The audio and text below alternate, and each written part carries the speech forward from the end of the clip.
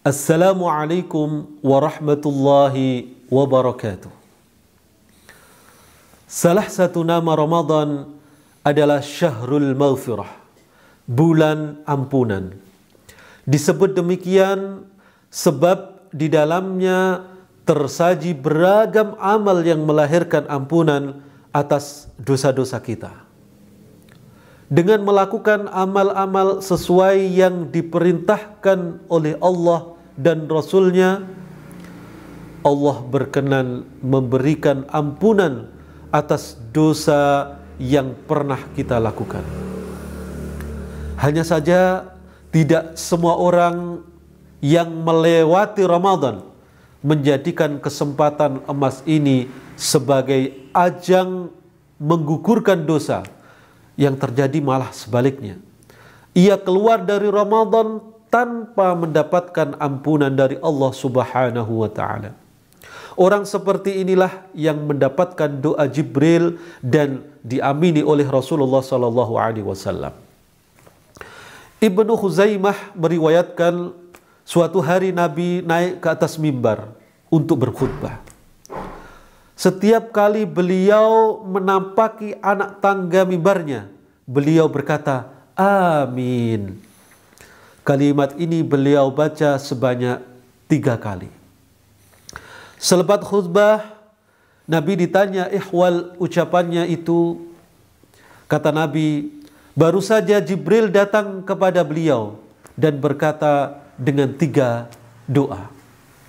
Syaqiya abdun adraka Ramadan fansalakha minhu wa lam yughfar lahu. Allah melaknat orang yang melewati Ramadan namun ia gagal mendapatkan ampunan. Syaqiya abdun adraka walidayhi aw ahadahuma falam yudkhilahul jannah.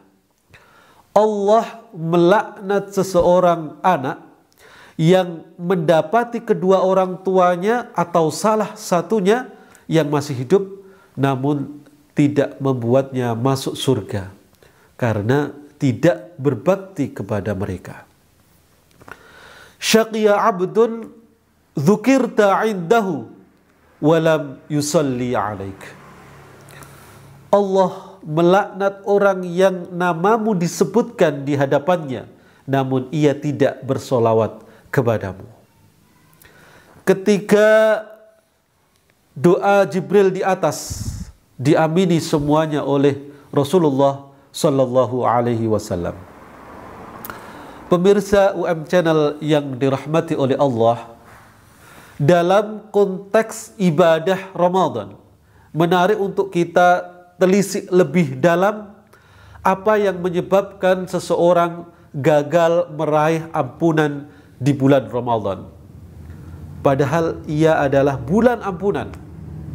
Ada beberapa faktor yang paling dominan adalah yang pertama, puasa tanpa dasar ikhlas.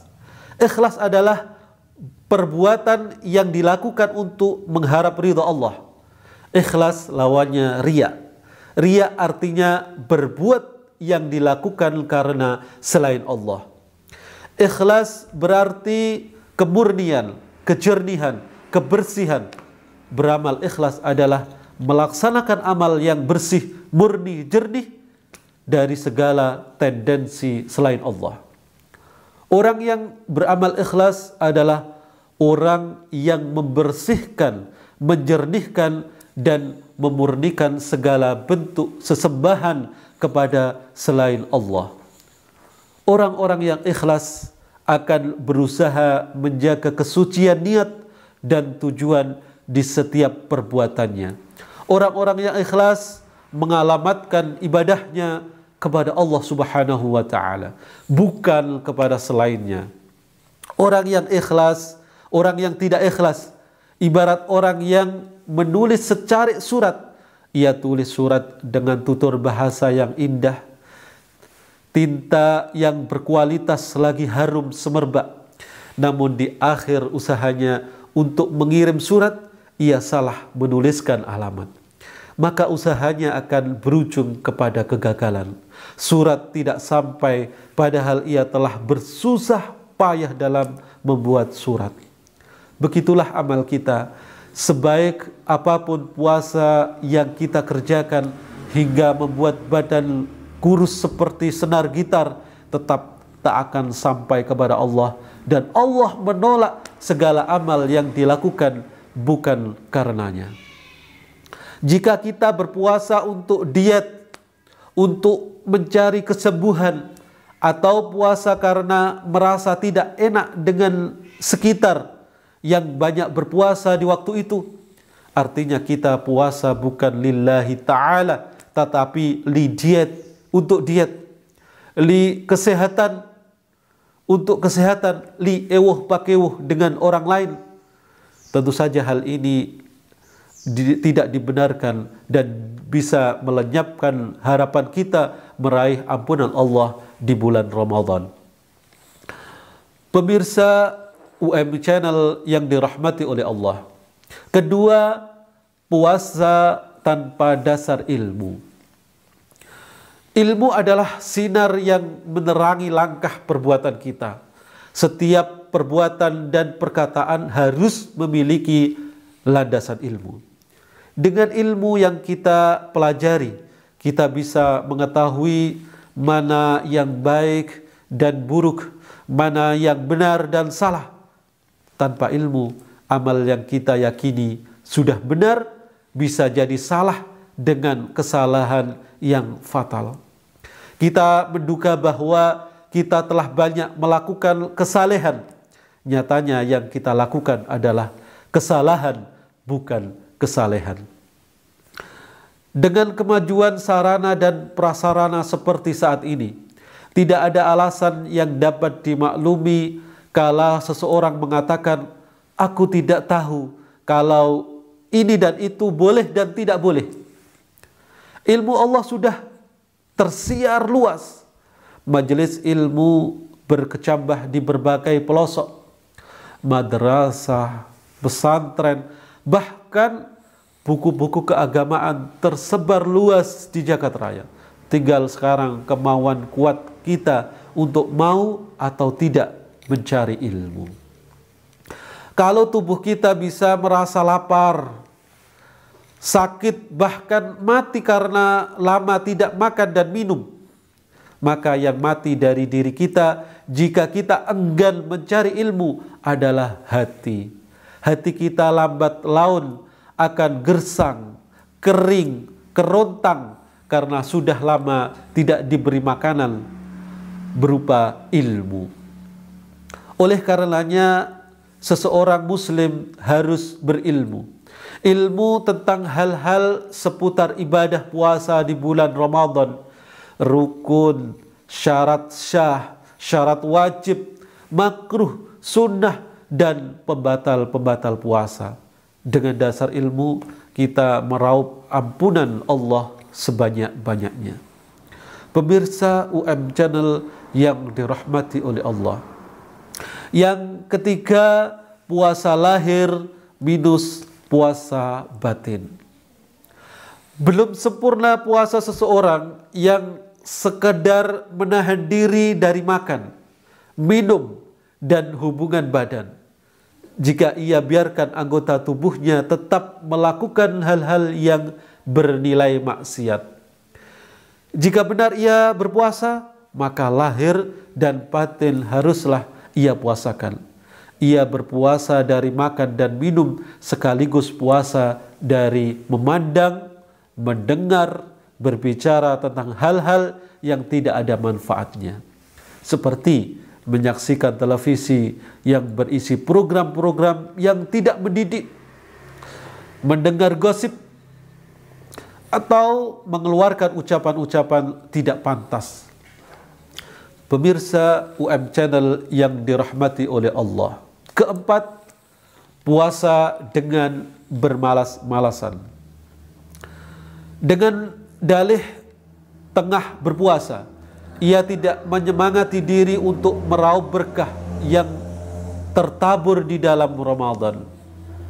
Bulan Ramadan sebagai bulan yang penuh berkah seharusnya membuat kita lebih termotivasi dalam mengais karunia, rahmat, ampunan, dan janji-janji Allah yang lain.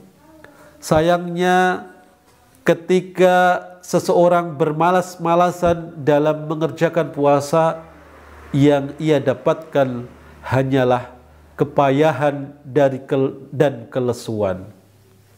Ia hanya mendapati dirinya berada dalam keadaan lapar dan haus, namun tidak mendapati dirinya dalam ruang amal baik seperti tilawah Al-Quran, tarawih, bersedekah, atau memberi makan orang yang berpuasa. Akibatnya ia memandang puasa tak lebih sebagai ajang perpindahan waktu makan, atau ia jadikan waktu buka puasa sebagai ajang balas dendam untuk memakan apa saja yang dia kehendaki. Karenanya tidak heran jika puasa yang ia lakukan tidak memberi pengaruh lebih dalam kehidupannya di masa berikutnya. Inilah 4 faktor yang mengakibatkan seseorang yang melewati Ramadan tapi gagal meraih ampunan. Orang seperti inilah yang mendapatkan doa Jibril berisi laknat Allah Subhanahu wa taala, diamini pula oleh Rasulullah sallallahu alaihi wasallam. Kita patut waspada, jangan sampai kita menjadi golongan yang diberi kesempatan memasuki Ramadan tapi kita gagal meraih ampunan Allah yang sangat luas itu. Gagal merencanakan niat yang baik, ilmu yang memadahi, kesungguhan dan keuletan, sama halnya kita telah merencanakan kegagalan bagi diri kita, rugi di dunia, rugi pula di akhirat. Semoga kita terhindar dari golongan yang demikian. Semoga kita termasuk golongan yang melewati Ramadan dengan kualitas dan kuantitas ibadah yang baik. Allahumma innaka afuwun karim, tuhibbul afwa fa'fu anna. Ya Allah, sungguh Engkau maha memaafkan dan Engkau maha dermawan, suka memaafkan, maka maafkan kami. Wassalamualaikum warahmatullahi wabarakatuh.